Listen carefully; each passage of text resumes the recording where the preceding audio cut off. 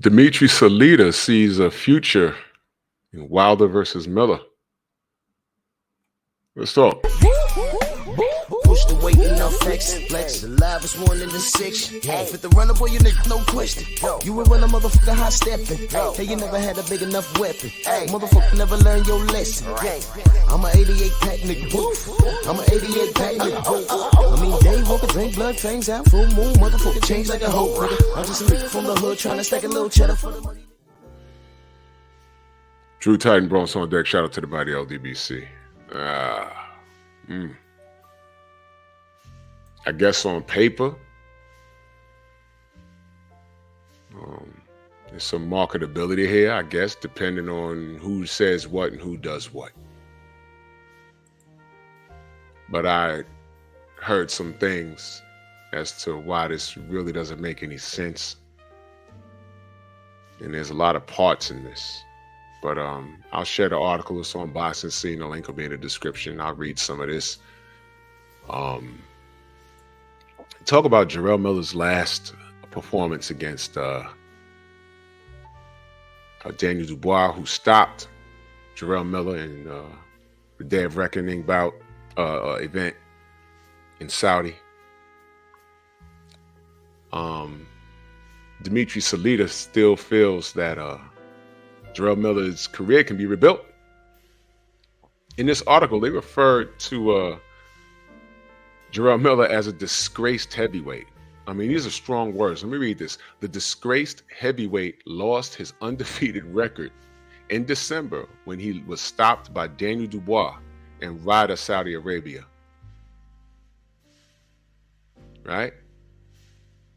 And Otto Wallin, who's also under Salita, got stopped by AJ. Both fighters promoted by Dimitri Salita. So he was batting 1,000 that night, negative. I mean, that's just the way of the business. Miller, 35, from New York, Brooklyn to be exact, served 3 drug bans before he was presented with the biggest opportunity in his career since 2019. He blew the Anthony Joshua fight, because he popped dirty with an insane amount of things. Read the article. It's in the article. It's crazy. So you got that going on. And he was stopped. Miller was stopped. And you had Otto Wallin that was stopped. But the focus in this article is on Big Baby Miller. After that, as you know, Miller he's arrested in Florida for allegedly body slamming the employee of a car dealership, potentially leaving him even more stranded than he was before. This guy Miller, he can't get out his own way at this point. Salita, he says, this is a direct quote, he says, it was a fight for him to win, and he didn't really show up and do what he felt he could do. It's to Daniel Dubois' credit, though. He did what he had to do. They fought an incredible fight. It was a good fight as long as it lasted. But if you remember, I did clown Daniel Dubois, but I was just clowning around. But I picked Daniel Dubois to win that fight, though, and he did. He did. It says right here, when I thought Daniel Dubois would break, he didn't break. When the going got tough, he got going. So much credit for him. Incredible condition. Jerrell put a lot of pressure on him. He was 100 pounds heavier than him, which, I knew. Listen, Jerrell usually has a great gas tank, but now we know what that gas tank was filled with. You understand? And that was all bad. So now Salita says Jerrell's fighting to get his way back into shape. If he can just maintain peace outside the ring and stay focused, with the win or two, he can get a shot at the big guys again. And when the potential opponents was asked to Salita, he mentioned Deontay Wilder, who also lost to Joseph Parker. All right, and then in this article, they say it jeopardized the Wilder Joshua fight. Not true. That fight was still on the table. AJ just didn't want it. But we're not talking about that. That was not in the contract that they had to win. AJ had to sign. He didn't do it. All right.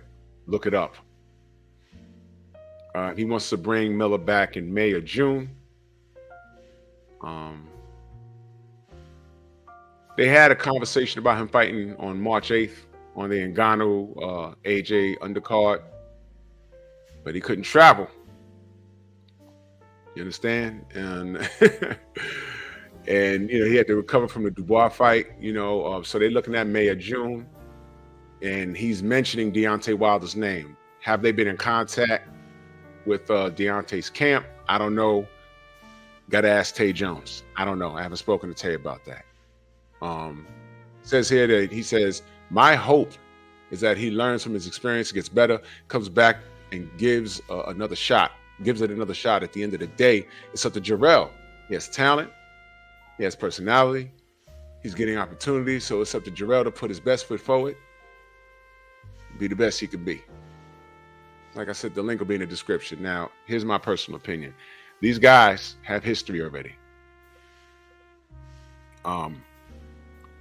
Apparently they sparred, and the word I got was Deontay knocked Jerrell out and said, welcome to Alabama. That's what I heard. Again, for more details on that, you got to ask Tay Jones. I vaguely heard that. I could be mistaken, but ask Tay Jones. He would know better than me. But I heard something along those lines. Jerrell, he got a mouthpiece on him. He talked reckless about Deontay. He talked reckless about AJ. Got in the ring and lost to Daniel Dubois.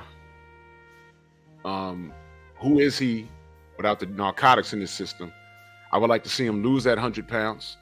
I would like to see him in the ring competing at like 240, 250. He's not a big puncher. He's a volume puncher. But I know he'll feel a lot better cardiovascular-wise if he gets all that weight down. Get the weight down. The weight was up, but he had the assistance of these drugs on him. Now they're not there. You got to do it the original way. You got to do it the real way. Get yourself a trainer. Maybe call up Blu-ray. Salute to Blu-ray. Hit up Hard Body J Timo. Get yourself on a weight loss program, muscle building program, cardiovascular program, and do this thing for real. Okay? If you're gonna do it. All this acting out, man, right after the biggest fight of your career, and you didn't come out on top, but that's okay. You come back to Florida and get into a situation where you're getting arrested. I don't understand that. I know Salita mentioned Deontay. Like I said, I don't know if they contacted Team Bomb Squad. I don't know. I know on paper this fight might make sense because they're both coming off of losses on the same card. But me personally, even though Deontay lost the fight, there is no light work. And resume-wise and as far as accomplishments, Big Baby hasn't done anything. He just, when he got the spotlight on him, he fumbled the ball. He lost to Daniel Dubois, and people picked Daniel Dubois to quit. So coming back against the former world champion, that's a step backwards for Deontay, but it would be a step up for Jerrell. So I know why Salita would say Deontay's name. But there's no light work at Deontay right now. He's only done if he says he's done. We don't know what he's doing at this point. But if he gets back in the ring, it has to be against a top guy, man. Not a Jerrell Miller, because Jerrell Miller's not a top guy. That's just the reality of things. He's not a top guy. He's not. All right? He's not. He lost his last fight by stoppage. Now it's his first fight on a major stage, and that's what he does. Jerrell needs some get-back fights. We need to see him changes in his physique. Okay? And get back in the saddle. But you don't come back, and not only that, you don't come back against Deontay Wilder, because actually what it sounds like, now that I think about it, Salita might be done with Jerrell. We don't know. He might be more of a liability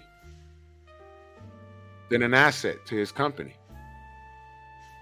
So he might be figuring, hey, man, if I might have to cash this guy out. Let me get him a Wilder fight where I could get a couple of million off of this, and he can get $1 million and straighten his life out, and he can go wherever he wants to go after this.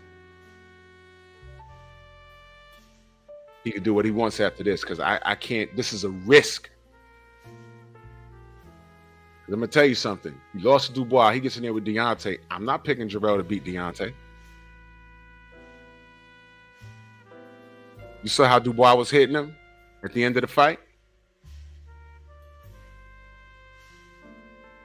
What happens when Deontay finds that killer instinct and starts hitting Jerrell for real? Because they ain't going to be... Leading up to the fight, Joseph Parker and Deontay, they actually got along. There was no animosity there. I mean, Joseph was about to have a baby, and, you know, they were high-fiving and stuff like that. But this was business. It's not going to be like that with Jerrell. Jerrell's going to bring the animal out of Deontay. He's going to go in there, and it's not going past 3 or 4 rounds. You're going to hit this guy on the top of his head, and plus, he did it already. Go check with Tay Jones as far as that story is concerned.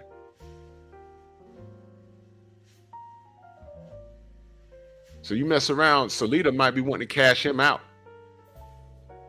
Like it or not, Deontay's still a top dog. So on paper, y'all might think that this is a good fight. It's not for Jerrell Miller. So for the Miller supporters, wherever you guys are, no, not a safe fight. Salita, I think he might be trying to cash him out. You don't think he could beat Deontay? Deontay will get up for this fight. Miller will run his mouthpiece, and he'll get punched in it. I need to see what Miller can do at a natural 240, 250 pounds.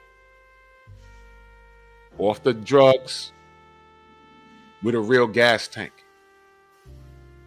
You don't trust him to go in here with a Deontay Wilder. It's not going to work out for him. This is not a good fight. It's a step backwards for Deontay. A step up for Jerrell, a step back for Deontay. And I think it's a cash out. That's just my opinion. I could be wrong. Y'all let me know what y'all think, man. Bronx on deck. Move!